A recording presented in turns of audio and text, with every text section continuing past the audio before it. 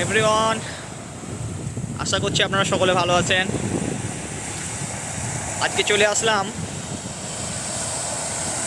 তুরস্কের সেনাবাহিনী নিয়ন্ত্রিত দুটি দ্বীপ দেখতে। এখানে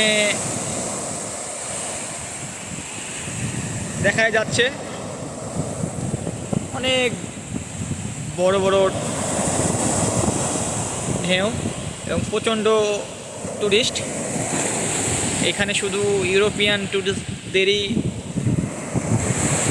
অ্যালাউ আছে বা পারমিশন আছে যাওয়ার, তাছাড়া আদার্সগুলোদের নাই।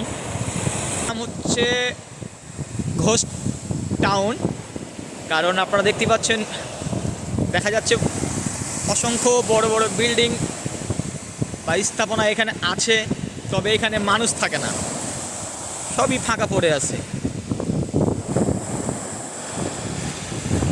কারণ এই দেশটি যখন স্বাধীন হয় গ্রিসের কাছ থেকে, তখন এটা তুরস্ক সেনাবাহিনী কর্তৃক নিয়ন্ত্রিত। আর এটারই অপোজিট পাশে আমেরিকান সেনাবাহিনীর নিয়ন্ত্রণাধীন একটি অঞ্চল আছে, যেগুলোতে সাধারণ পাবলিকের যাওয়া অনুমতি নাই।